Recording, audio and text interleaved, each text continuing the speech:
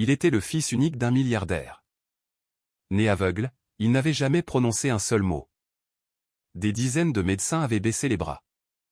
Des années de silence.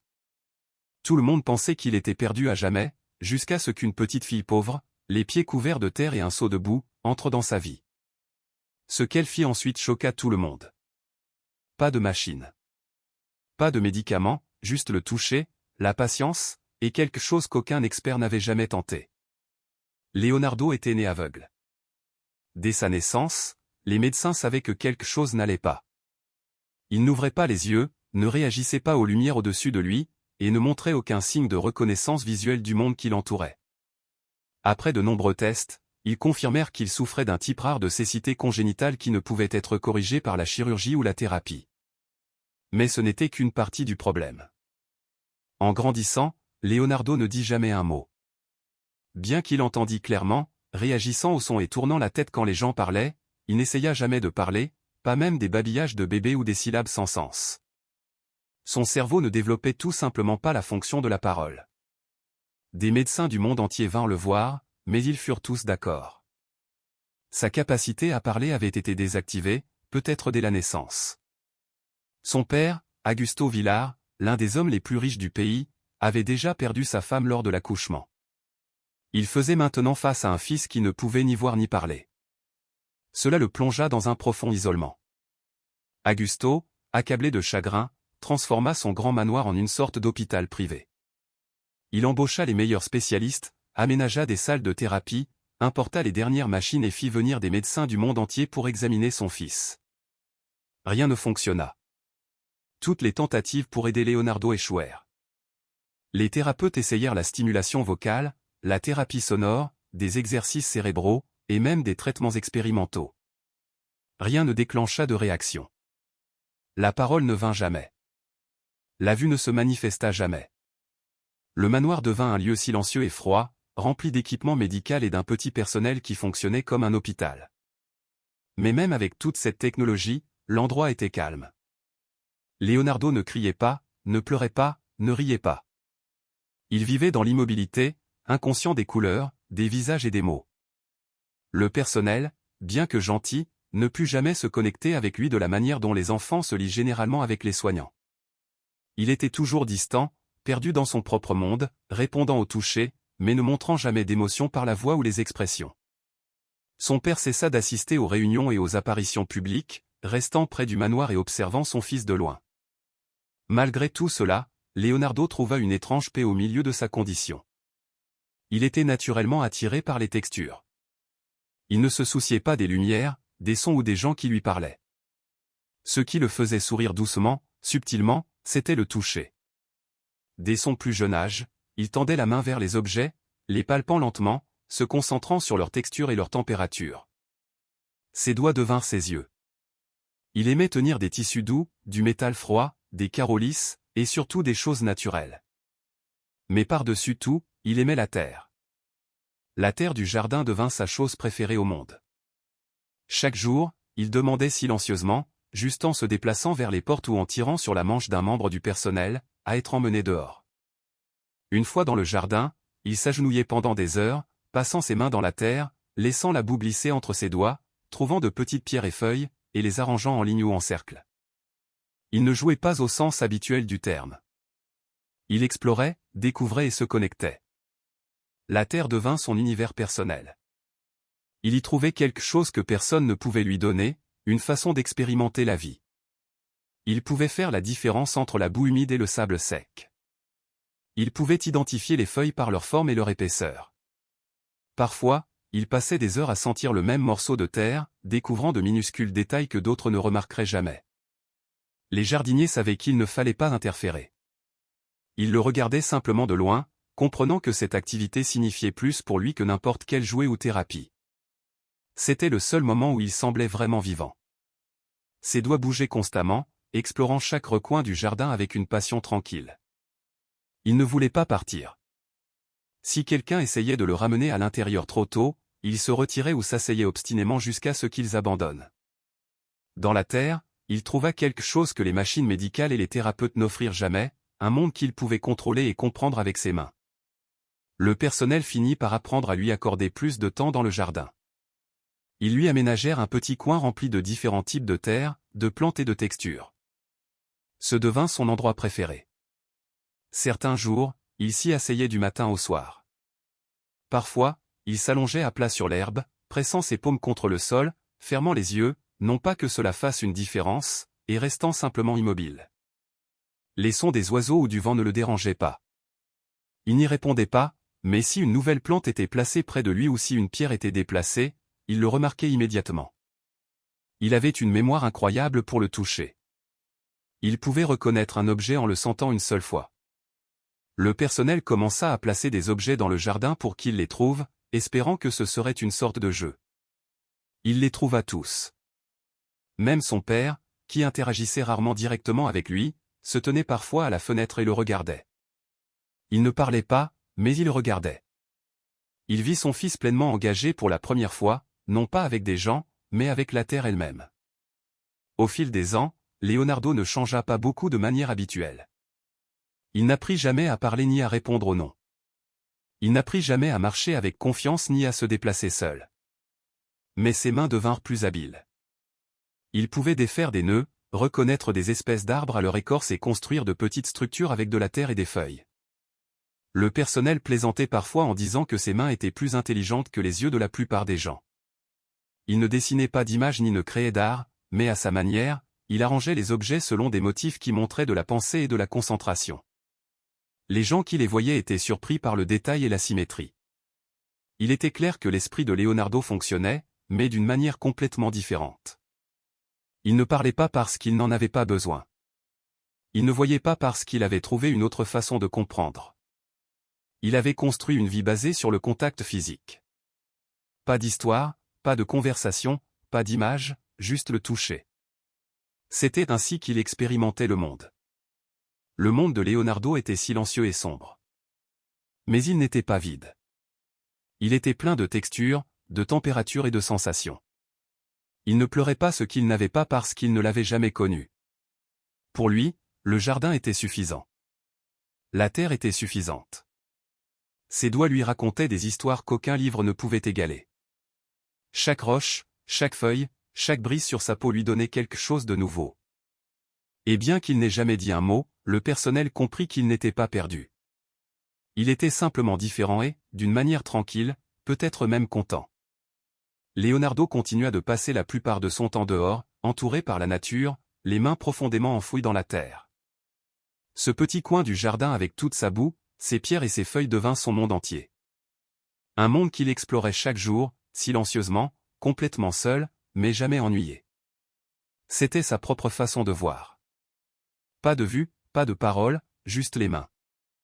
Anna arriva au manoir Villard par un après-midi chaud, marchant à côté de sa mère, qui portait un sac à main usé et un morceau de papier plié avec l'adresse.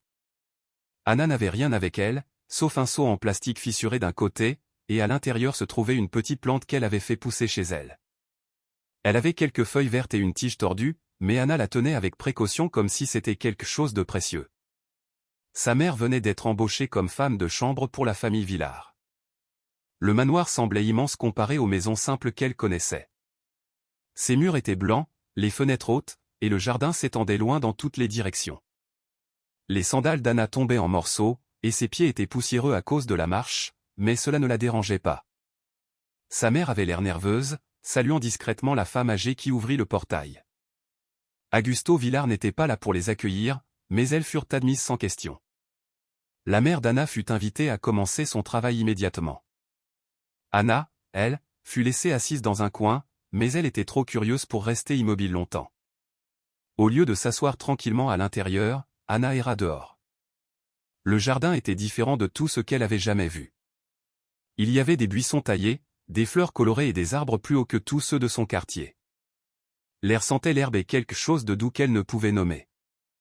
Anna ne connaissait pas les règles du manoir, mais personne ne l'arrêta. Alors elle courut sur les chemins, toucha les fleurs et suivit un papillon qui volait près d'elle. Puis, dans la partie la plus éloignée du jardin, derrière une rangée de haies, elle vit un garçon assis par terre. Il avait les jambes croisées et les mains profondément enfouies dans la terre. Ses yeux étaient fermés. Il ne tourna pas la tête et ne dit rien. Pendant une seconde, Anna se demanda s'il dormait, mais elle remarqua ses doigts bouger lentement comme s'ils exploraient quelque chose sous la surface. Il ne la regarda pas. Il ne la remarqua même pas. Mais Anna ne trouva pas cela étrange. Elle n'appela pas. Elle ne posa pas de questions. Au lieu de cela, elle s'approcha tranquillement et s'assit à côté de lui, plaçant son seau avec la plante près de ses pieds. Anna ne dit pas un mot. Elle enleva ses vieilles sandales, pleines de trous, et pressa ses pieds dans la terre chaude et douce. Elle regarda le garçon à nouveau. Son visage était calme, mais concentré. Ses doigts passaient dans la terre comme s'il la lisait. Anna se pencha et commença à faire de même. Elle creusa avec ses mains, laissant la terre s'écouler entre ses doigts. Elle ramassa une petite pierre et la tendit, sans rien attendre. Leonardo ne vit pas la pierre, mais il bougea sa main vers elle lentement et la toucha. Il la retourna dans sa main puis la posa à côté de lui. Anna sourit, mais ne dit rien. Elle comprit qu'il n'était pas comme les autres garçons. Il ne parlait pas, il ne voyait pas, mais ses mains lui disaient tout. C'était comme s'il avait une autre façon de comprendre le monde, et d'une manière ou d'une autre, elle y était entrée sans même essayer. Elle continua à creuser tranquillement, observant ses mouvements et suivant son rythme. Tous deux passèrent un long moment là, assis en silence, couverts de terre. Anna oublia le grand manoir derrière eux. Elle ne pensa pas au silence étrange à l'intérieur, ni au personnel discret qui passait. Tout ce qui comptait pour elle, c'était le garçon à côté d'elle, qui était calme et concentré. Leonardo n'avait jamais réagi aux autres personnes, mais avec Anna, quelque chose était différent. Il ne s'éloigna pas. Il ne se figea pas et ne se referma pas. Il accepta sa présence. Il ramassa même une feuille et la lui tendit, la laissant sentir la texture comme il le faisait toujours. Anna comprit que c'était ainsi qu'il communiquait. Pas de mots, pas de gestes, juste des objets partagés et le toucher. Ce n'était pas un jeu au sens habituel, mais c'était quelque chose de réel, quelque chose d'honnête. Ils ne connaissaient pas leur nom. Ils ne prononcèrent pas un seul mot, mais ils partagèrent la terre, les pierres, les textures simples du jardin. C'était calme, paisible, et pour la première fois, Leonardo n'était pas seul. Quand le personnel vit les deux enfants ensemble, ils n'intervinrent pas. Ils furent surpris, bien sûr. Personne n'avait jamais été aussi proche de Leonardo auparavant, surtout pas un autre enfant. Des thérapeutes, des médecins et des soignants avaient essayé de le joindre pendant des années sans succès. Mais cette fille aux pieds nus, qui était arrivée sans prévenir, l'avait fait naturellement. Elle n'avait pas suivi d'instructions ni essayé de forcer l'interaction. Elle s'était simplement jointe à lui à son niveau, dans son monde. Augusto fut informé, et bien qu'il ne dise pas grand-chose, il regarda par la fenêtre pour voir de lui-même.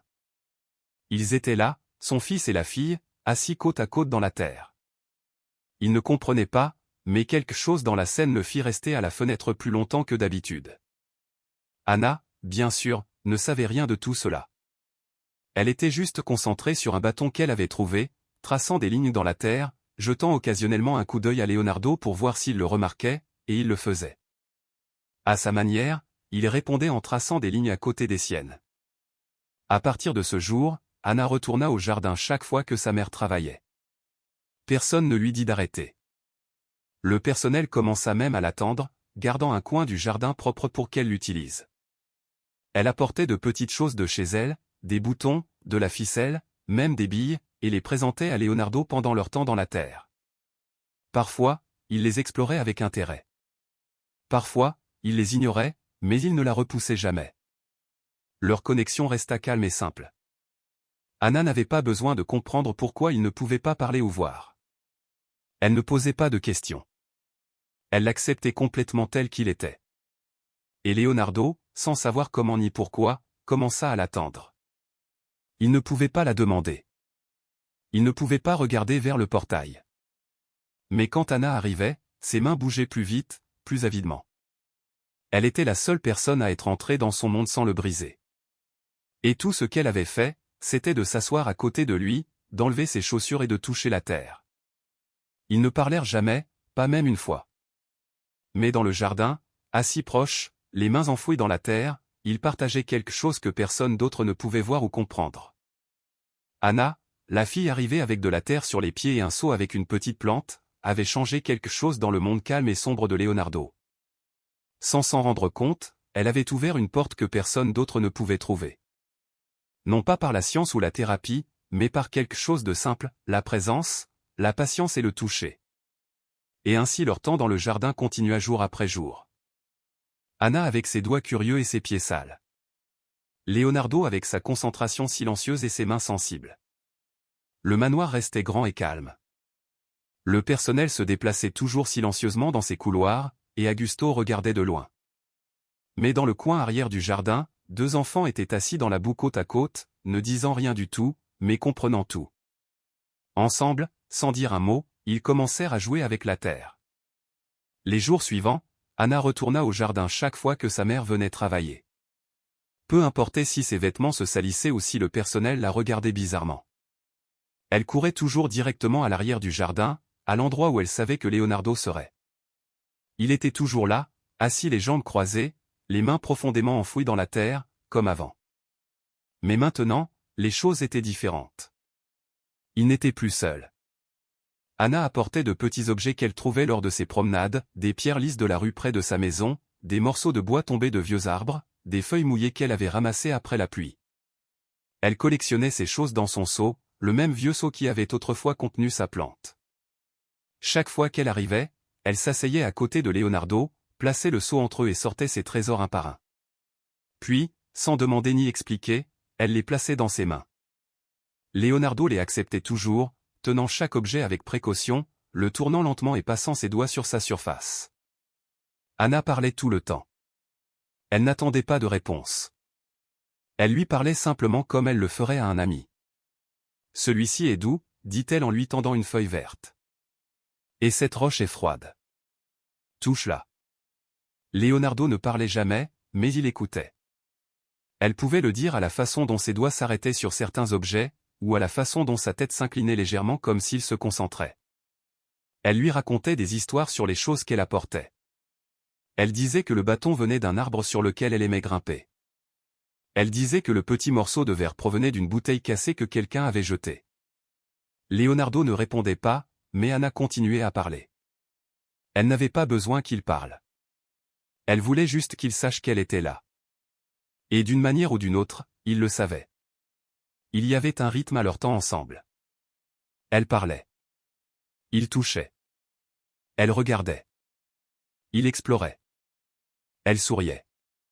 Et parfois, il bougeait juste un peu, presque comme un sourire en retour. Ce n'était pas une communication normale, mais c'était réel, et ça comptait. Un jour, Anna trouva la terre particulièrement douce et humide. Il avait plu la nuit précédente, et la terre du jardin ressemblait presque à de l'argile. Elle en ramassa une poignée et la regarda glisser entre ses doigts. Puis, sans trop réfléchir, elle se pencha vers Leonardo. Elle plaça délicatement un peu de boue sur son front. Il ne broncha pas, alors elle prit une autre poignée et, avec un sourire, la pressa légèrement sur ses yeux fermés. Cela ressemblait à un masque. La texture était lisse et fraîche. Dès qu'elle toucha son visage, quelque chose changea. Le corps de Leonardo réagit d'une manière qu'il n'avait jamais eue auparavant. Il frissonna juste une fois, mais assez pour qu'Anna le remarque. Elle se figea, retenant son souffle. Pendant un instant, elle pensa qu'elle avait fait quelque chose de mal, mais ensuite elle le vit. Ses paupières bougèrent, un clignement. C'était la première fois qu'elle voyait une réaction de cette partie de son visage. Ce n'était pas grand, mais c'était clair. Leonardo avait ressenti quelque chose de différent, et cela avait pénétré plus profondément que d'habitude. Anna ne dit rien. Elle resta immobile, observant. Après quelques secondes, elle prit plus de boue et l'étala délicatement à nouveau sur son visage, répétant le geste lentement. Cette fois, Leonardo bougea davantage. Son visage se tourna légèrement, non pas vers elle, mais vers le haut. Il inclina la tête dans la direction du ciel. C'était comme s'il cherchait quelque chose, peut-être de la chaleur, peut-être de la lumière. Son expression ne changea pas, mais le mouvement était indéniable. Anna observa attentivement.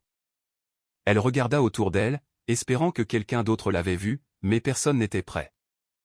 Il n'y avait que 2 dans le coin du jardin, partageant ce moment étrange. Anna ne comprenait pas les choses médicales. Elle ne connaissait pas les fonctions cérébrales ou les déclencheurs sensoriels. Mais au fond d'elle, elle sentit que quelque chose d'important s'était produit. C'était comme si une lourde porte à l'intérieur de Leonardo s'était entr'ouverte. Pas complètement, mais assez pour laisser quelque chose entrer ou sortir. Anna ne savait pas comment ni pourquoi, mais elle savait qu'elle avait touché quelque chose qui n'avait jamais été touché auparavant. Les minutes suivantes passèrent lentement. Anna ne voulait pas briser le moment, alors elle resta silencieuse. Elle ramassa une autre feuille et la plaça dans la main de Leonardo. Il la tint fermement. Puis elle plongea ses doigts dans la boue et traça une ligne sur son bras, observant sa peau réagir à la pression et au froid. Il ne se retira pas. Au lieu de cela, il resta assis calmement, la laissant continuer. Elle essaya différentes choses, pressant des cailloux dans sa paume, tapotant doucement son poignet, traînant son doigt le long de son épaule. Chaque fois, elle cherchait un signe, et chaque fois elle voyait quelque chose de petit, un spasme, un souffle, un léger mouvement. Ces petites réactions lui donnèrent de l'espoir. Elles lui dirent que Leonardo n'était pas piégé dans le silence comme tout le monde le pensait. Peut-être qu'il ne parlait pas, mais il ressentait. Peut-être qu'il ne voyait pas, mais il remarquait. Anna n'avait besoin de personne pour expliquer ce que cela signifiait. Elle le savait dans son cœur. Ils communiquaient non pas avec des mots, mais avec le toucher, la terre et la présence. C'était leur langage, et il devenait plus fort. Après ce jour, Anna commença à tester plus de choses. Elle apporta différents types de boue, sèche, humide, collante, et observa comment Leonardo réagissait à chacune. Elle les plaça dans ses mains, les étala sur ses bras, et même façonna de petits objets avec la terre. Parfois, elle faisait des visages, parfois des lettres, même si elle savait qu'il ne pouvait pas les voir. Elle n'essayait pas de lui apprendre à lire. Elle voulait juste partager son monde. Et lentement, il partagea le sien en retour. Quand elle lui donnait quelque chose de nouveau, il le tenait plus longtemps. Quand elle touchait son visage, il s'y penchait au lieu de se retirer. Et une fois, quand elle pressa un doigt boueux contre sa poitrine, il leva sa propre main et la pressa là aussi. C'était maladroit, lent, mais plein de sens. Anna sourit si fort qu'elle faillit pleurer. Elle sut alors que ce n'était pas un accident. Quelque chose à l'intérieur de Leonardo changeait. La barrière que tout le monde avait acceptée comme permanente commençait à se fissurer. Et cela se produisait par la chose la plus simple de toutes, le langage de la boue. Un après-midi, alors que le soleil était bas dans le ciel, Anna arriva avec de la terre déjà sur ses pieds et ses mains. Elle avait creusé près du portail avant que sa mère ne l'appelle à l'intérieur. Au lieu de se laver, elle alla directement au jardin.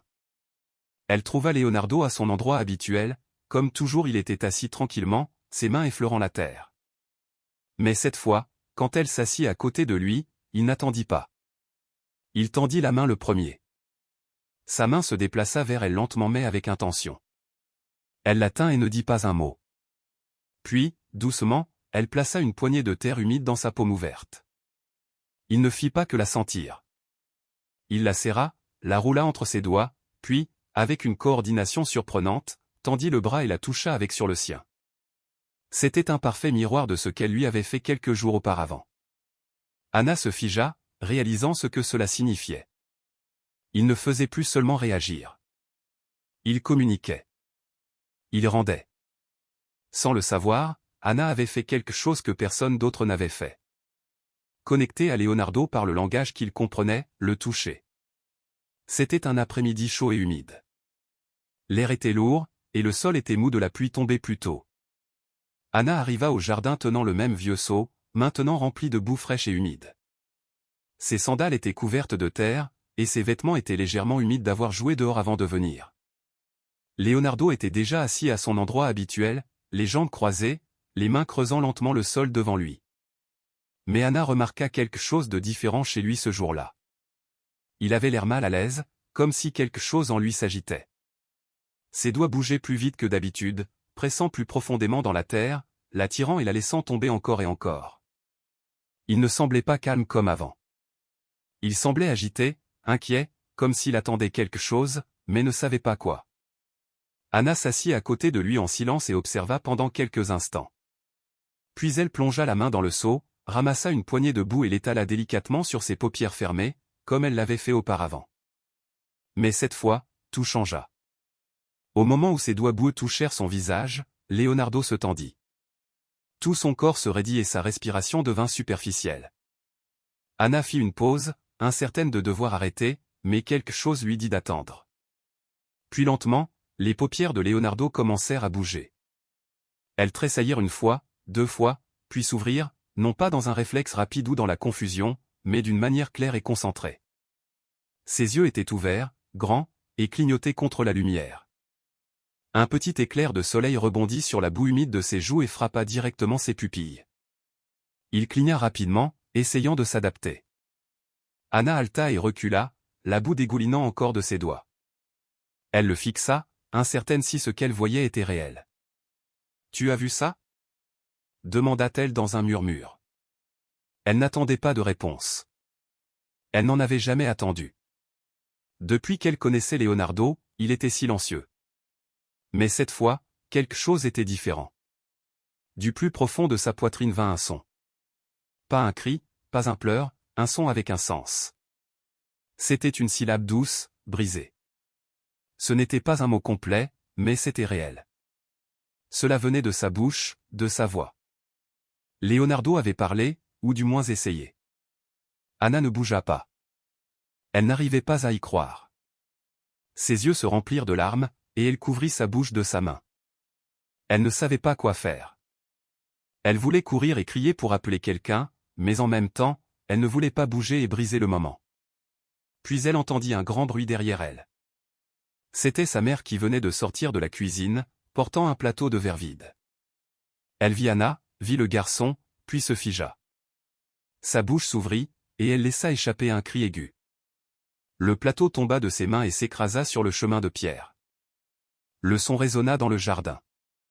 Une seconde plus tard, des pas rapides vinrent de l'intérieur de la maison.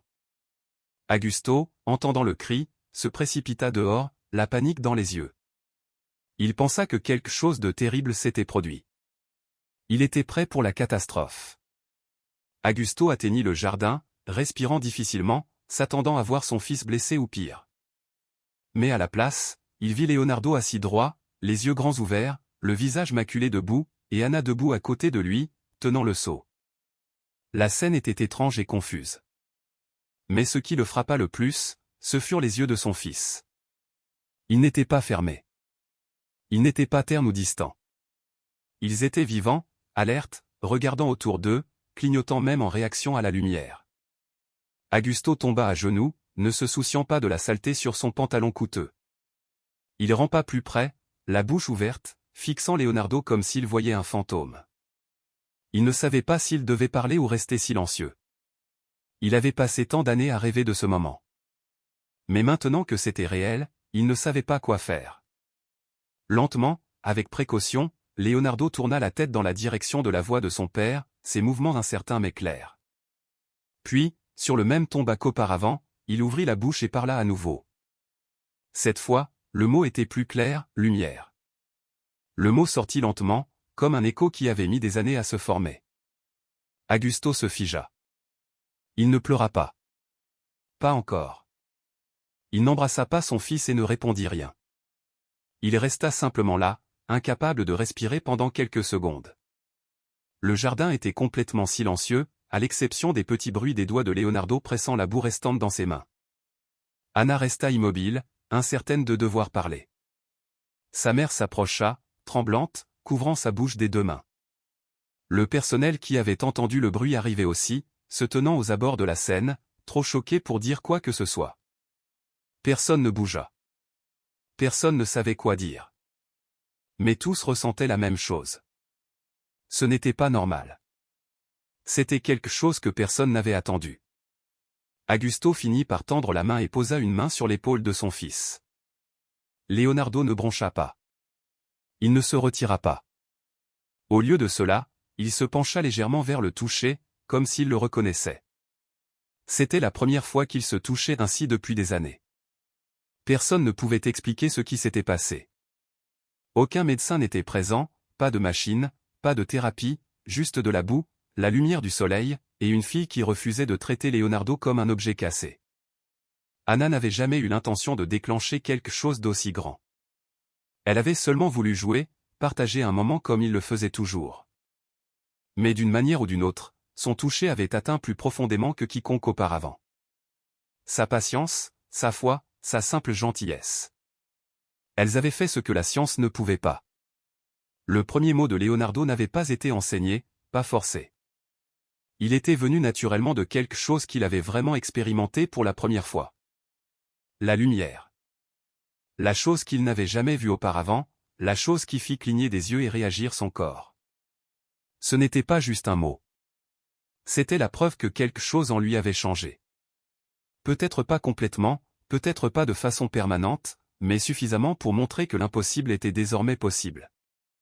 Et alors qu'il était assis là, clignant des yeux vers le soleil, la boue dégoulinant sur son visage et Anna tenant toujours le seau, quelque chose de nouveau avait commencé.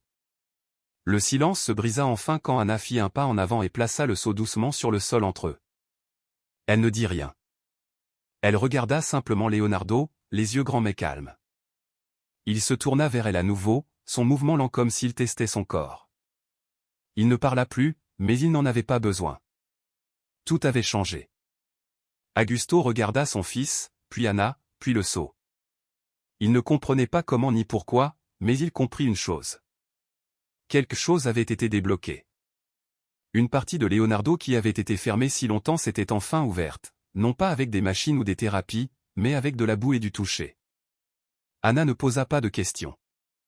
Elle n'essaya pas d'expliquer. Elle savait seulement ce qu'elle avait vu et ce qu'elle avait entendu. Et alors que le soleil continuait de briller sur eux, Leonardo cligna des yeux une fois de plus, le visage toujours couvert de terre, les yeux toujours grands et alertes, et Anna se tenait là, silencieuse, tenant le seau dans ses mains. C'était le début de l'impossible. Après cet après-midi inoubliable, où Leonardo avait parlé pour la première fois et ouvert les yeux, quelque chose changea à l'intérieur du manoir Villard. Le personnel n'agissait plus de la même manière. Il se déplaçait différemment, plus prudemment, comme si quelque chose de fragile et d'important était en train de se produire. Tout le monde était encore sous le choc. Augusto avait ordonné aux médecins de venir, mais Leonardo refusa de leur répondre. Il ne cligna pas des yeux sur commande et ne dit rien quand ils posaient des questions. Il ne retournait au silence que lorsqu'ils entraient dans le jardin. Mais quand Anna venait, tout était différent. Il se détendait. Sa tête s'inclinait dans sa direction et ses doigts tendaient la main. Elle ne le traitait pas comme un patient ni ne lui demandait de performer. Elle s'asseyait simplement à côté de lui comme elle l'avait toujours fait, apportait son seau habituel de boue et racontait sa journée. Cela pouvait être quelque chose de simple comme le chien qui aboyait dans la rue ou un carreau fissuré qu'elle avait vu dans la cuisine. Elle ne le pressait jamais de parler à nouveau. Elle agissait comme si rien n'avait changé. Mais à l'intérieur, elle espérait. Elle espérait chaque jour qu'il parlerait à nouveau. Et elle n'arrêtait jamais d'essayer. Chaque après-midi, Anna s'asseyait à côté de Leonardo et lui parlait avec des mots calmes et clairs. Elle parlait des couleurs, même si elle savait qu'il ne savait pas à quoi elles ressemblaient. Elle décrivait les choses par leur texture, leur température et leur taille. Parfois, elle guidait sa main pour toucher quelque chose de nouveau, une pierre rugueuse, une serviette douce, une feuille humide. Elle voulait qu'il comprenne le monde comme elle le comprenait, par l'expérience. Et Leonardo écoutait. Il suivait sa voix avec ses oreilles, tournait la tête et se penchait quand elle parlait près de lui. Il n'avait pas dit un autre mot depuis ce jour, mais il était alerte. Quand elle riait, son visage s'adoucissait. Quand elle disait quelque chose de triste, il restait immobile. Anna remarqua les changements. Elle croyait que d'autres mots étaient cachés en lui. Il avait juste besoin de temps. Elle ne voulait pas faire fuir les mots. Alors, elle rendit les choses faciles. Elle ne le testait pas et ne posait pas de questions. Elle continuait simplement à venir, à parler, à toucher, à attendre, et toujours à espérer un autre miracle. Un après-midi tardif, le ciel était nuageux, et le jardin était plus frais que d'habitude. Anna arriva avec son seau et s'assit à côté de Leonardo comme toujours. Elle le regarda et sourit. Ses mains étaient déjà dans la boue, explorant lentement. Ce jour-là, elle n'apporta aucun nouvel objet et n'essaya rien de spécial. Au lieu de cela, elle resta simplement assise avec lui tranquillement pendant quelques minutes. Puis, au milieu du jeu, elle le regarda et se montra du doigt. « Anna, dit-elle. » Elle tapota doucement sa poitrine. Anna, c'est moi. Elle n'attendait rien. Elle voulait juste qu'il connaisse son nom, de la même manière qu'il avait dit « lumière » auparavant. Leonardo fit une pause. Ses mains arrêtèrent de bouger. Sa tête se tourna légèrement vers sa voix. Puis quelque chose d'inhabituel se produisit. Il leva sa main boueuse et toucha son visage. Ses doigts tracèrent sa joue et s'arrêtèrent à son menton. Anna resta immobile, ne disant rien. Puis il ouvrit la bouche. Lentement, avec précaution, il forma le son. Anna. Le mot était doux mais clair. C'était sa voix, et c'était son nom. Anna ne pouvait pas bouger. Son cœur semblait avoir sauté dans sa gorge. Elle le regarda avec de grands yeux, ne respirant même pas. Il avait dit son nom. Elle ne savait pas quoi faire ensuite. Elle lui prit la main et la serra fort. Oui, Anna, murmura-t-elle, souriant à travers ses larmes. Non loin de là, Augusto se tenait tranquillement près de la fenêtre, comme il le faisait souvent maintenant. Quand il entendit le son, il accourut dehors. Il s'arrêta quand il les vit. Leonardo, le visage couvert de boue, et Anna souriante, lui tenant la main. « Que as-tu dit » demanda Augusto, s'agenouillant à côté d'eux. Leonardo ne répondit pas immédiatement. Il tourna à nouveau la tête, lentement mais intentionnellement, et répéta le mot « Anna ». Ce n'était pas fort. Ce n'était pas parfait, mais c'était suffisant. Augusto couvrit son visage des deux mains et se mit à pleurer. Il avait attendu toute sa vie pour entendre quelque chose comme ça. Et cela n'était pas venu d'années de thérapie ou de sciences médicales. Cela était venu d'une pauvre fille assise dans le jardin, tenant un seau de terre. La nouvelle se répandit rapidement dans la maison. Le garçon, qui n'avait jamais parlé ni rien vu, avait maintenant prononcé 2 mots. Personne n'arrivait à y croire. Des médecins furent rappelés, et des spécialistes examinèrent des dossiers et des rapports, mais aucun d'entre eux ne put l'expliquer. Ils avaient tous des théories, mais la vérité était sous leurs yeux. Leonardo n'avait pas réagi aux machines ou aux tests. Il avait réagi à la présence, au calme, à la boue, à Anna. Augusto comprit finalement qu'Anna n'était pas juste un autre enfant dans sa maison. Elle était la raison pour laquelle son fils avait changé. Elle n'était pas formée à la thérapie, n'avait pas de diplôme et ne suivait aucune règle. Mais elle comprenait quelque chose de plus profond, la connexion. Une vraie connexion. Elle n'a jamais essayé de « réparer » Leonardo. Elle l'a simplement rencontré là où il était. Et d'une manière ou d'une autre, cela suffisait. Elle devint essentielle à sa routine. Non pas parce qu'elle l'enseignait, mais parce qu'elle lui donnait l'espace d'être lui-même. Et à travers cela, il avait commencé à s'éveiller. Pas d'un coup, mais morceau par morceau. Mot par mot. Maintenant, chaque fois qu'Anna entrait dans le jardin, Leonardo réagissait. Son visage se tournait, ses mains tendaient, et parfois, si elle disait son nom, il le répétait. Ce n'était pas toujours clair. Parfois, c'était doux, presque comme un souffle. D'autres fois, il le disait avec plus de force, mais chaque fois, cela signifiait quelque chose. Cela signifiait qu'il était présent. Il était conscient. Le premier mot de sa vie n'était pas « papa » ou « maman ». Il n'avait pas été enseigné par des médecins dans une pièce blanche et propre. Il avait été appris dans la terre, sous un ciel gris, lors d'un moment tranquille entre 2 enfants assis dans le jardin. Anna n'était pas seulement un nom. C'était la preuve qu'il avait franchi la ligne entre le silence et la voix, entre l'obscurité et la conscience. Cela montrait à tout le monde, surtout à Augusto, que Leonardo n'avait pas besoin de systèmes compliqués pour atteindre le monde. Il avait besoin de quelque chose de simple, de quelqu'un qui le voyait vraiment, de quelqu'un qui n'avait pas peur de son silence. Et ce quelqu'un, c'était Anna, la fille qui avait apporté de la boue et lui avait donné son premier mot, Anna. Anna avait toujours été curieuse de la grande maison. Pendant que sa mère travaillait à nettoyer les pièces et à polir les sols, Anna errait dans les couloirs, jetant parfois un coup d'œil dans des pièces où elle n'était pas censée entrer. Un après-midi, en suivant un chat dans un escalier étroit près de l'arrière de la maison, elle découvrit une porte légèrement ouverte. À l'intérieur se trouvait un sous-sol poussiéreux rempli de cartons, de vieux équipements, de meubles cassés et de piles de documents. L'air était épais et sentait le papier et la rouille. Elle appela sa mère qui était à proximité, terminant ses tâches. Ensemble, elles entrèrent et commencèrent à regarder autour d'elles. La mère d'Anna trouva une vieille armoire métallique avec des symboles médicaux. Les tiroirs étaient remplis de dossiers étiquetés au nom de Leonardo. La plupart étaient scellés ou marqués « confidentiel ». Par curiosité, elles en ouvrirent quelques-uns. Ce qu'elles lurent les choqua. Certains résultats de tests montraient des signes précoces d'activité visuelle et vocale. De petites réactions, des réponses musculaires et même des vibrations des cordes vocales. Mais ces signes avaient été ignorés ou écartés. Les rapports avaient été classés, oubliés. Les médecins avaient décidé que c'était sans espoir. Elles s'assirent sur le sol du sous-sol, parcourant page après page, essayant de comprendre ce qui s'était passé. Un rapport expliquait que Leonardo avait cligné des yeux en réaction à la lumière pendant la petite enfance, mais la réaction avait été qualifiée d'involontaire et ignorée. Un autre notait de légers mouvements de la gorge, suggérant des tentatives vocales, mais cela avait été écarté comme insignifiant. Plusieurs recommandations appelaient à plus d'observation, mais au lieu de faire d'autres tests, les spécialistes s'étaient mis d'accord sur une solution, la sédation. Plusieurs documents montraient que des médicaments lourds avaient été prescrits au fil des ans, non pas pour le traiter, mais pour le maintenir calme. L'idée était de réduire le stress et de contrôler son comportement. Ces sédatifs, certains très forts, avaient probablement effacé toute chance de réaction naturelle. La mère d'Anna lut en silence, son visage devenant plus sérieux à chaque page.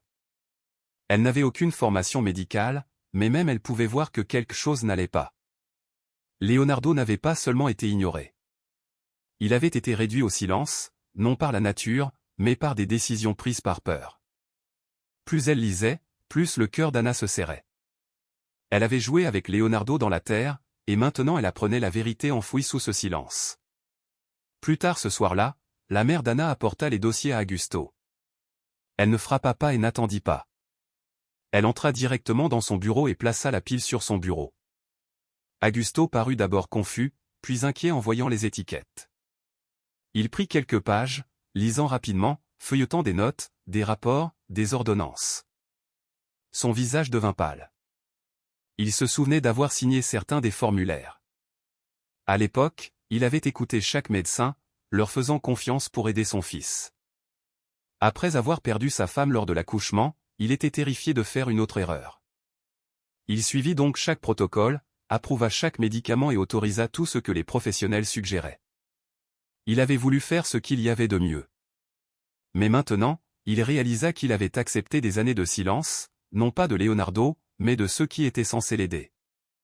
Il se rassit dans sa chaise, sans voix, tenant les documents dans des mains tremblantes. Il pensa à toutes les occasions manquées, au moment où Leonardo aurait pu tendre la main, aurait pu essayer, seulement pour être repoussé par des produits chimiques et des conclusions. Augusto ne dormit pas cette nuit-là. Il resta seul dans le bureau, les dossiers étalés sur le bureau. Il relut chaque rapport, essayant de comprendre ce qu'il avait manqué. Plus il lisait, plus la culpabilité s'installait. Pendant des années, il s'était enfermé dans la conviction que son fils était inaccessible. Mais maintenant, il connaissait la vérité.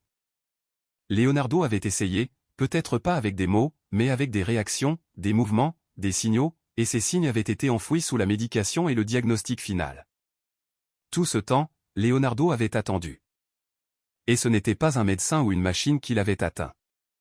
C'était Anna, une fille sans formation, sans équipement, juste avec sa présence et sa patience. Elle n'avait pas eu besoin de graphique ou de permission. Elle s'était simplement assise dans le jardin et avait traité Leonardo comme une personne, pas comme un cas. Augusto réalisa qu'il avait été entouré de professionnels, mais aveuglé par la peur. Peur de l'espoir, peur de la perte. Et maintenant cette peur avait coûté à son fils des années de connexion. Mais il n'était pas trop tard. Plus maintenant.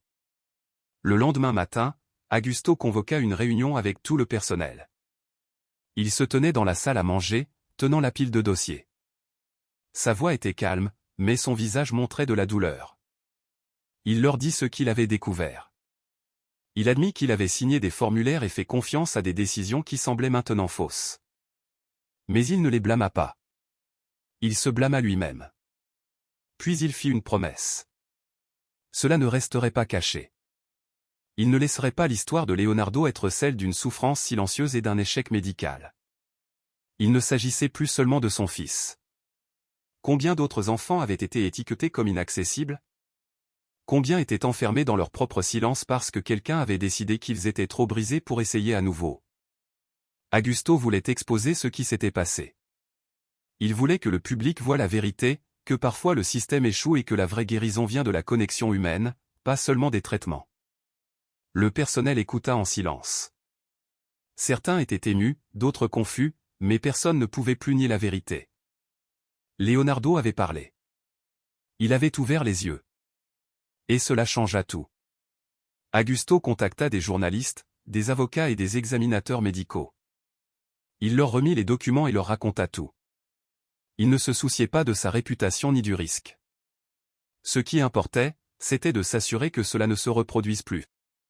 Il ouvrit les portes du manoir non pas aux riches ou aux puissants, mais à ceux qui voulaient écouter. Des interviews furent données, des articles écrits. La nouvelle commença à se répandre à propos du garçon qui n'avait jamais vu ni parlé jusqu'à ce qu'une fille aux mains boueuses touche son visage. Leonardo ne devint pas une célébrité et Anna ne voulait pas de louanges. Mais ensemble, leur histoire devint un symbole, un rappel que parfois le monde va trop vite pour remarquer les petits signes. Parfois, le silence n'est pas la fin. C'est une pause, en attendant la bonne personne pour écouter. Augusto ne voyait plus Anna comme juste une fille d'un quartier pauvre. C'était elle qui voyait ce que personne d'autre ne voyait. Et Leonardo, le garçon autrefois jugé inaccessible, était maintenant le centre d'un mouvement. Une croisade non pas menée par des médecins, mais par un garçon et une fille qui se voyaient dans le silence et la boue. L'histoire de Leonardo et Anna se répandit rapidement au-delà des murs du manoir Villars. Après qu'Augusto eut rendu publique la vérité, les grandes chaînes d'information reprirent l'histoire.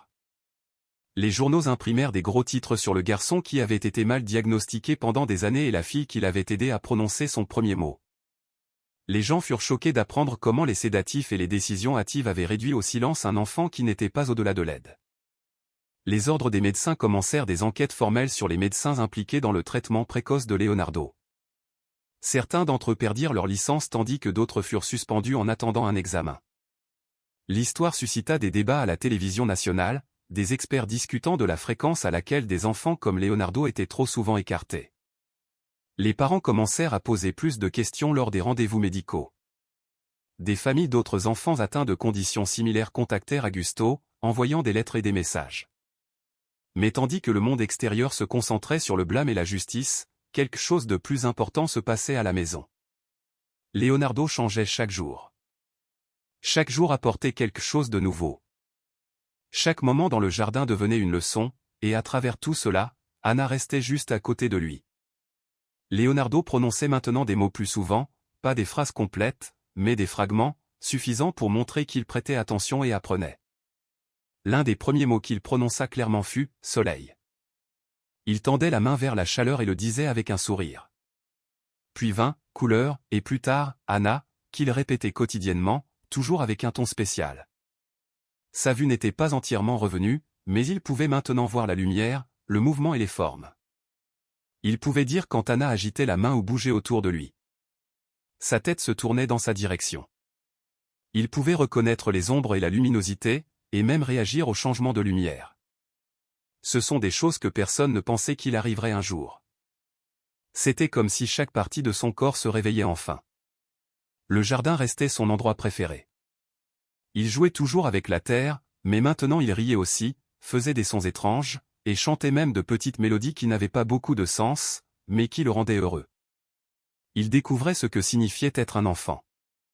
Augusto voulait soutenir la croissance de son fils de toutes les manières possibles. Alors, il fit construire un nouvel espace dans le jardin, un studio debout. Ce n'était pas luxueux.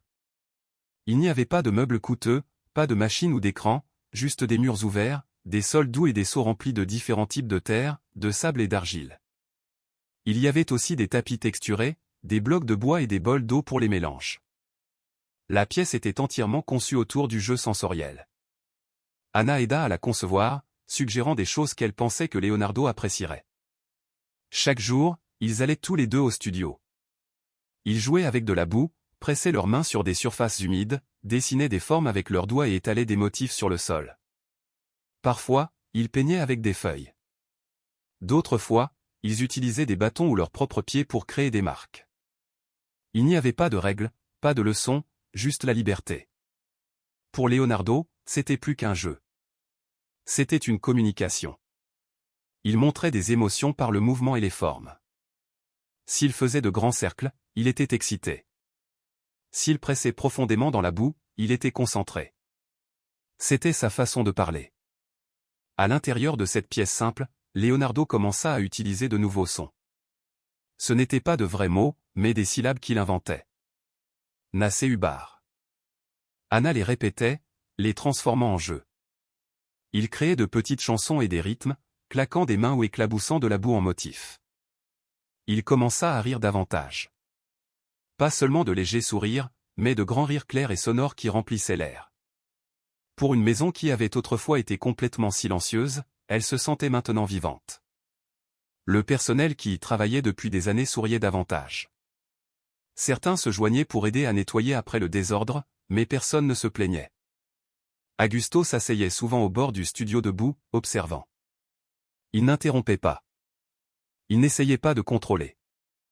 Il s'asseyait simplement, les larmes aux yeux, reconnaissant que son fils vivait enfin. Il parlait parfois à la mère d'Anna, qui restait toujours humble, ne demandant jamais de crédit.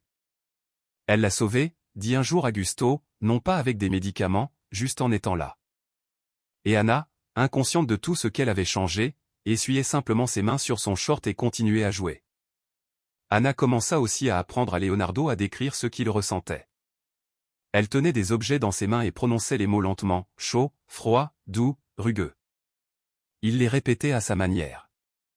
Parfois, les sons n'étaient pas exacts, mais le sens était là. Elle frottait une pierre chaude dans sa paume et disait « chaud ». Puis elle éclaboussait de l'eau froide et disait « froid ». Au fil du temps, Leonardo commença à répondre plus rapidement. Quand quelque chose était doux, il y pressait son visage. Quand c'était rugueux, il passait ses doigts avec précaution. Il commença même à associer ses sentiments à des couleurs. Ce n'était pas scientifique, mais c'était sa façon. La boue pour lui devint bleue. Le soleil, toujours lumineux et chaud, était jaune. Quand il touchait l'herbe, il disait « vert ». Même s'il ne pouvait pas voir pleinement la couleur, Anna comprit qu'il n'apprenait pas comme à l'école. Il apprenait en connectant, en sentant, en nommant, en se souvenant. La boue devint un outil. Le jardin devint une salle de classe. Sa mémoire devint plus forte, ses réactions plus rapides. Et chaque jour, Anna ajoutait un mot de plus, un jeu de plus, une connexion de plus. Maintenant, le manoir autrefois froid et sans vie avait une énergie différente. Des rires venaient de l'arrière-cour. Des empreintes de boue couraient le long des allées du jardin. Des empreintes de mains humides marquaient les murs du studio de boue. Le personnel ne chuchotait plus par peur ou ne marchait plus silencieusement devant la porte de Leonardo. Ils entendaient de la musique, non pas des haut-parleurs, mais des enfants faisant du bruit. Augusto s'assura que rien n'arrête cela. Aucun visiteur, aucun journaliste n'était autorisé à perturber leur routine. La maison avait changé, non pas par le design, mais par la découverte. Leonardo n'avait plus besoin de clinique ou d'équipement. Ce dont il avait besoin, c'était ce qu'il avait maintenant, un espace ouvert, des personnes sur et quelqu'un comme Anna. Quelqu'un qui n'a jamais abandonné. Il n'était plus le garçon aveugle et muet enfermé dans le silence. Il était un garçon qui parlait, riait et appelait des noms. Il courait pieds nus dans l'herbe, couvert de terre, les mains pleines de vie. La vie ne se passait pas dans les hôpitaux ou les salles de thérapie. Elle se passait là, dans l'arrière-cour d'un manoir. Un endroit qui avait autrefois été calme, maintenant plein de terre et de lumière. Anna et Leonardo n'étaient plus seulement deux enfants jouant dans une cour. Leur connexion s'était transformée en quelque chose de plus profond que quiconque autour d'eux ne pouvait expliquer. Ils se comprenaient sans avoir besoin de phrases complètes ou d'explications. Ils partageaient des regards, des signaux et des mouvements qui ne signifiaient rien pour les autres, mais tout pour eux. Anna haussait un sourcil, et Leonardo savait instantanément qu'il était temps de cacher un de leurs petits animaux en argile avant que quelqu'un ne marche dessus. Si Anna tapotait 2 fois son poignet, il savait qu'elle voulait qu'il la suive. Si Leonardo faisait un doux son de « là » en traînant sa main sur le sol, Anna comprenait qu'il essayait de décrire la texture. Il n'avait pas inventé ce langage exprès. Cela s'était produit lentement au fil du temps, à travers le jeu, la confiance et de longs après-midi dans le jardin. Ils pouvaient rester assis en silence pendant 1 heure et avoir l'impression d'avoir parlé toute la journée. Personne ne leur avait appris cette façon de parler. C'était quelque chose que seuls eux pouvaient construire. Morceau par morceau, à travers les rires, le toucher et une curiosité sans fin. Au fil du temps, Anna devint encore plus une partie du monde de Leonardo. Elle commença à dormir plus souvent au manoir, parfois plusieurs jours d'affilée. Augusto avait fait en sorte qu'elle ait sa propre petite chambre à côté de celle de Leonardo, avec un lit, une étagère pour ses livres et un panier de ses collations préférées, mais Anna restait rarement dans cette chambre. La plupart des nuits, elle s'endormait à côté de Leonardo. Ils s'allongeaient sur le sol avec des livres éparpillés autour d'eux ou chuchotaient simplement des mots absurdes qu'ils avaient inventés pendant la journée. Parfois, ils ne parlaient même pas. Ils se reposaient simplement l'un près de l'autre. Anna traçant des formes avec son doigt sur le sol en bois tandis que Leonardo suivait le mouvement avec sa main. D'autres fois, il apportait des feuilles ou des pétales du jardin et essayait de deviner leur parfum dans l'obscurité. La maison, autrefois si stricte et froide, était devenue chaleureuse et pleine de vie. Ce qui n'avait été qu'un lieu de traitement et de silence était maintenant rempli de couleurs, de mouvements et de connexions. Augusto avait changé aussi. L'homme, qui était distant et rigide, passait maintenant plus de temps à la maison. Il ne se cachait plus dans son bureau ni ne s'entourait de silence. Il se joignait au repas, regardait les enfants jouer et apprit même à écraser de la boue entre ses doigts sans broncher.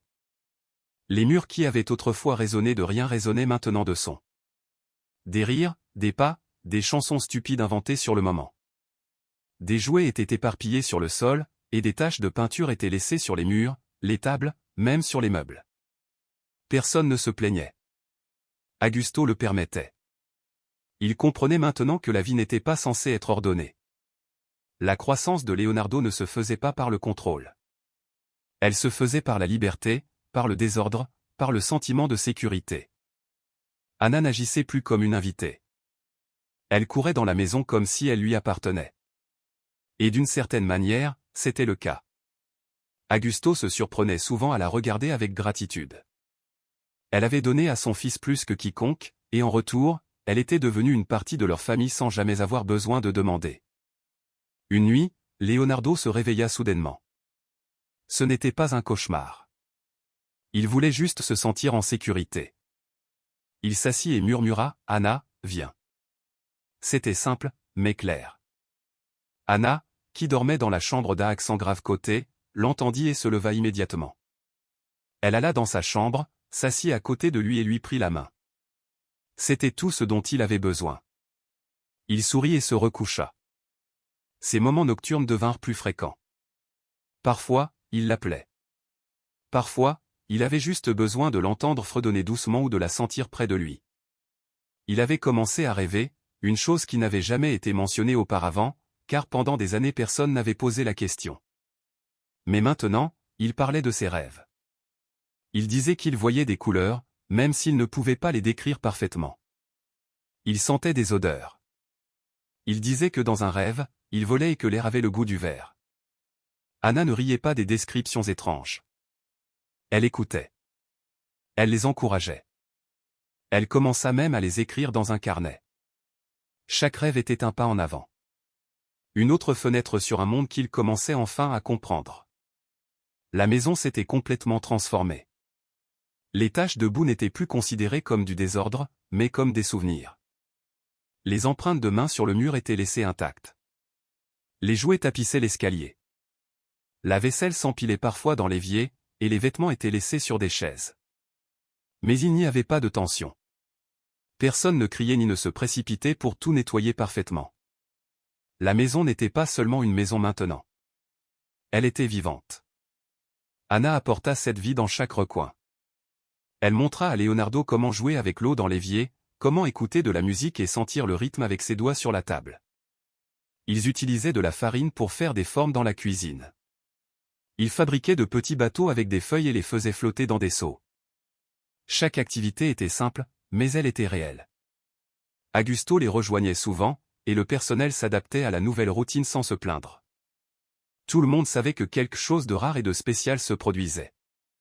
Il regardait un garçon qui avait autrefois vécu dans le silence devenir quelqu'un qui parlait, riait et rêvait. Tout cela parce qu'une fille avait cru en lui.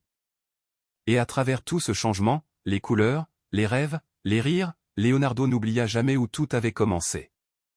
Il montrait parfois la parcelle de terre près du vieil arbre, l'endroit où lui et Anna s'étaient assis pour la première fois ensemble. Cet endroit resta intact, comme un coin sacré du jardin. Quand on lui demandait où il avait appris à parler ou comment il avait appris à voir, il souriait et pointait du doigt. Bouh, disait-il, suivi d'un léger rire. Mais plus souvent, il disait simplement « Anna ». Pour lui, il ne s'agissait pas des thérapies, de l'équipement ou des chambres luxueuses. Il s'agissait d'une flaque de boue, d'un seul rire et d'une fille qui lui avait appris que le monde pouvait être touché avant d'être vu. Elle n'était plus son amie. Elle était sa sœur, non par le sang, mais par tout ce qui comptait. Et chaque fois qu'il lui prenait la main ou murmurait son nom dans l'obscurité, la maison se souvenait comment tout avait commencé, avec 2 enfants et un lien fait de terre et de lumière. Leonardo n'avait jamais été dans une pièce avec autant de monde. L'invitation arriva dans une grande enveloppe avec des lettres dorées, pour un événement national officiel sur les enfants ayant surmonté des défis majeurs. Augusto la lut à voix haute et quand il eut fini, Leonardo parut confus. Il comprenait certains mots, mais pas le sens complet. Anna expliqua que les gens voulaient entendre son histoire, comment il était passé du silence et de l'obscurité à la parole et au rire. Au début, il secoua la tête. L'idée de se tenir sur une scène avec des lumières et des centaines de personnes le fixant fit trembler ses mains. Mais Anna dit quelque chose de simple, tu n'as pas besoin d'être parfait. Dis juste ce que tu as vu. Cela lui resta en tête. Il s'entraîna à se lever dans l'arrière-cour, tenant une cuillère comme un microphone.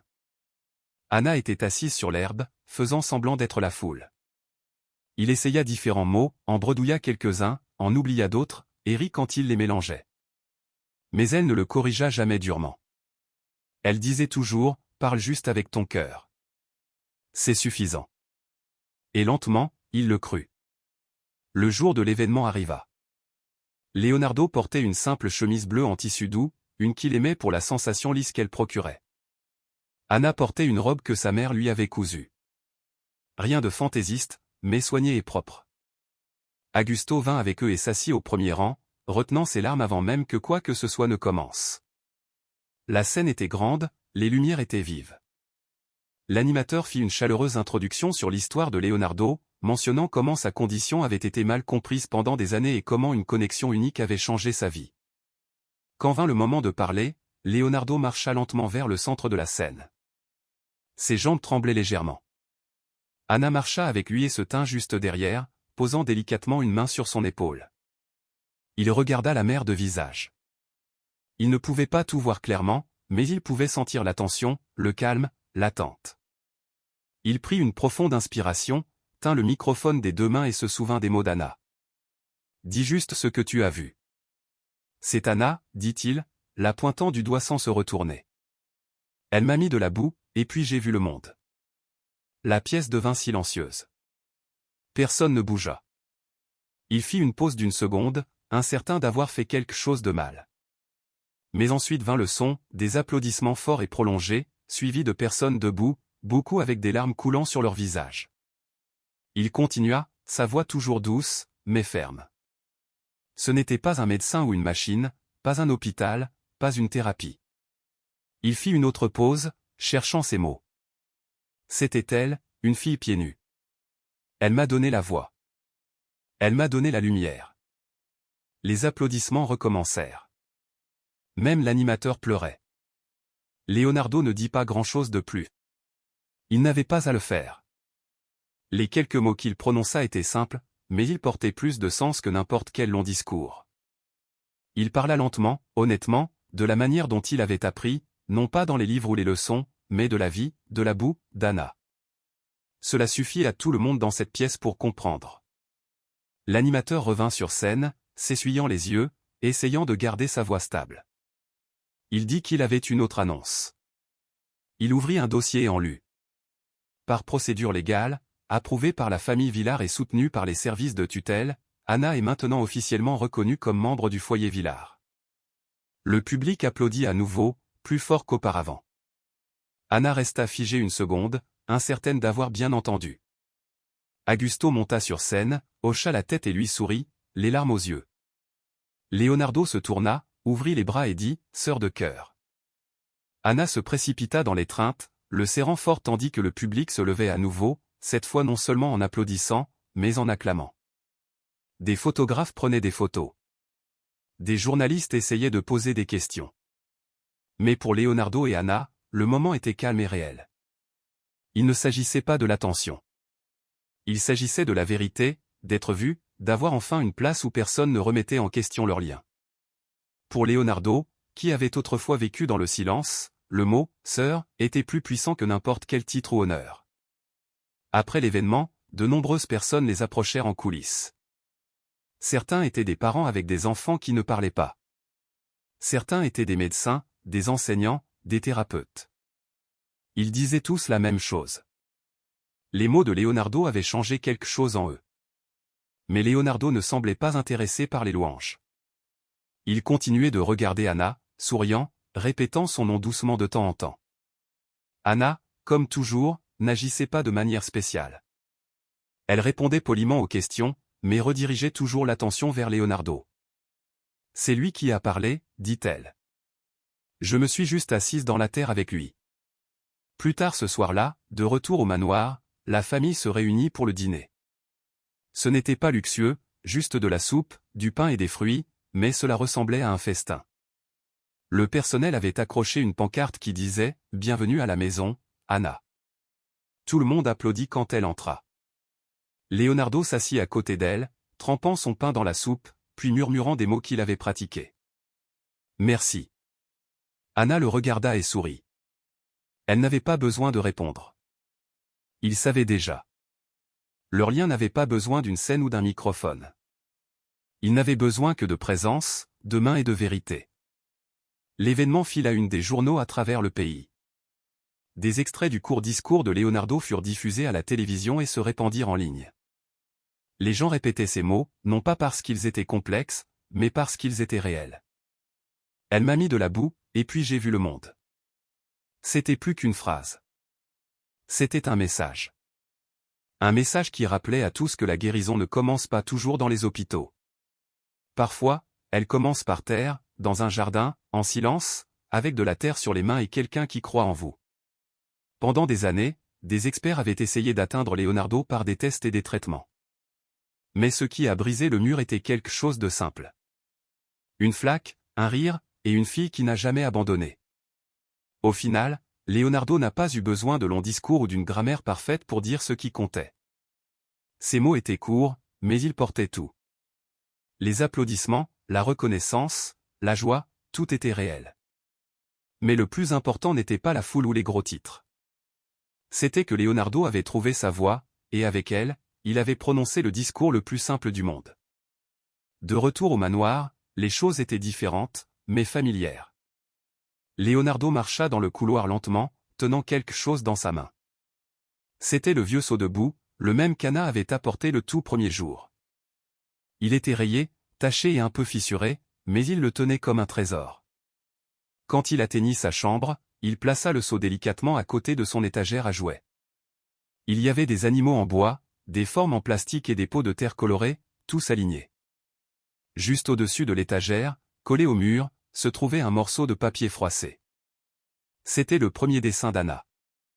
3 bonhommes allumettes se tenant la main.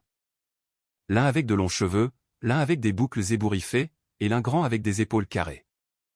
Leonardo désigna le dessin avec son doigt et dit « Toujours nous ». Sa voix était stable. Anna était assise sur le sol à proximité, pliant un papier en une petite boîte. Elle leva les yeux, sourit et répondit « Pour toujours ». Ils ne dirent rien d'autre. Ils n'en avaient pas besoin. Cet échange simple était suffisant. C'était un rappel que même si les choses avaient changé, les parties les plus importantes n'avaient pas changé. Le manoir ne ressemblait plus à un endroit calme et vide. Il était devenu un foyer. Il y avait des traces de boue sur les fenêtres, non pas à cause d'accidents, mais de mains pressées contre elles pendant le jeu. Les couloirs n'étaient plus silencieux. Parfois, de la musique jouait doucement depuis des haut-parleurs. D'autres fois, Leonardo et Anna faisaient leur propre son, applaudissant, fredonnant ou tapant du pied en rythme. Le jardin était rempli de rires, non seulement des 2 enfants, mais aussi des membres du personnel qui avaient commencé à se joindre à eux. Certains après-midi, ils jouaient tous ensemble. Même Augusto avait changé. Il n'était plus seulement un observateur. Il avait maintenant une place dans le studio où il lisait des livres à voix haute pendant que Leonardo et Anna peignaient avec de la terre. Sa voix était calme et chaleureuse, racontant des histoires tirées de vieux livres d'aventure ou des poèmes que Leonardo aimait entendre, même s'il ne comprenait pas chaque mot. Ce n'était pas une famille traditionnelle. Cela ne suivait pas les règles que la plupart des gens attendaient. Mais cela fonctionnait. C'était réel. Il y avait de l'amour, du désordre, du bruit, du calme et de la vérité. Et c'était suffisant. Tous les jours n'étaient pas parfaits. Certains jours, Leonardo ne parlait toujours pas beaucoup. Il se réveillait et avait envie de rester silencieux. L'ancien silence revenait, non pas parce qu'il avait peur, mais parce qu'il avait besoin d'espace. Ces jours-là, Anna ne le poussait pas. Elle comprenait. Elle s'asseyait simplement à côté de lui donnant une brosse, un jouet, ou juste en lui tenant la main. Et même dans le silence, Leonardo trouvait des moyens de parler. Un toucher sur son épaule, un hochement de tête, un regard partagé. Il avait appris que tous les mots n'avaient pas besoin de son. Certaines choses étaient plus fortes sans parole. Ces jours-là, Augusto préparait du thé et s'asseyait à proximité, ne parlant pas non plus. C'était une routine tranquille qu'ils comprenaient tous. Personne ne demandait ce qui n'allait pas. Personne ne forçait un sourire. Il lui laissait juste du temps. Et le soir, Leonardo chuchotait généralement quelque chose de petit, comme « bouh » ou « chaud », et Anna souriait. Ils avaient appris que la guérison n'était pas une ligne droite. Il ne s'agissait pas d'atteindre un point d'arrivée. Il s'agissait de rester ensemble, peu importe comment la journée se passait. Anna restait la même, joueuse, patiente, pleine d'idées. Elle continuait à enseigner de nouvelles choses à Leonardo chaque jour sans pression. Elle introduisait différentes textures, inventait des jeux, et même apportait de simples expériences scientifiques utilisant de l'eau et de la terre. Ils créèrent leur propre alphabet de boue où chaque forme dans la terre représentait une lettre ou un mot. Anna imprimait des symboles dans la boue, et Leonardo les devinait avec ses doigts. Il s'améliorait à chaque essai. Elle lui apprit le temps en utilisant les ombres sur le mur. Elle lui montra comment les plantes poussaient, le laissant sentir les racines sous la terre. Rien n'était fait à la hâte. Tout était lent, honnête et amusant. Et à travers tout cela, Leonardo continuait d'apprendre. Il commença à poser des questions. Des courtes, mais réelles. Pourquoi plus? Encore? Sa curiosité grandit, et sa confiance aussi. Et chaque fois qu'il essayait un nouveau mot ou riait à un nouveau jeu, Anna avait l'air fière. Elle ne s'attribuait jamais le mérite. Elle n'agissait jamais comme une maîtresse. Elle était juste Anna, la même fille pieds nus qui s'était autrefois assise tranquillement dans la boue avec un garçon qui ne parlait pas. Le soir, le studio était leur endroit préféré. La porte ouverte et la lumière entrant, ils s'asseyaient sur le sol entouré de terre, de feuilles, de bâtons et d'outils simples. Ils n'utilisaient pas souvent de papier. La plupart de leurs créations étaient faites directement sur le sol. Parfois, ils faisaient de grands motifs désordonnés.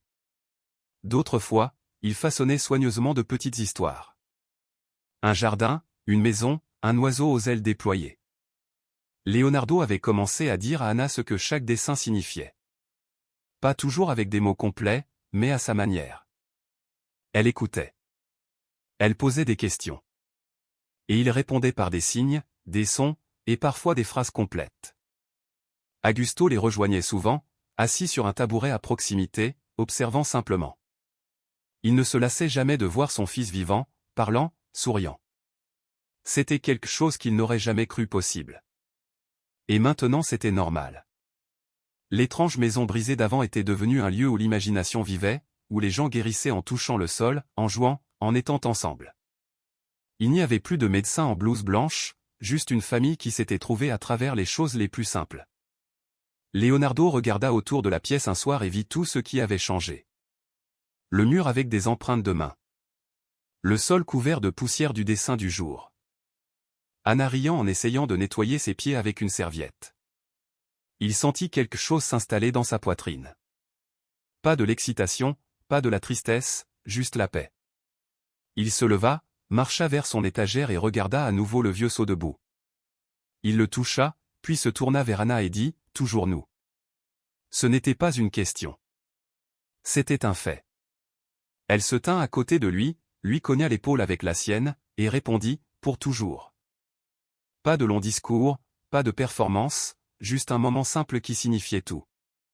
Cette maison, autrefois silencieuse et sans vie, avait maintenant un battement de cœur. Et ce battement de cœur venait du jardin, du studio, des rires et de la connexion qu'ils partageaient. Il venait des mains boueuses, des dessins partagés et des mots doux prononcés en toute confiance. Cela n'a pas commencé dans un hôpital ou une salle de classe. Cela a commencé par un seul acte. Une fille assise dans la boue à côté d'un garçon qui n'avait jamais parlé. Tout a commencé avec de la boue. Tout a commencé avec Anna.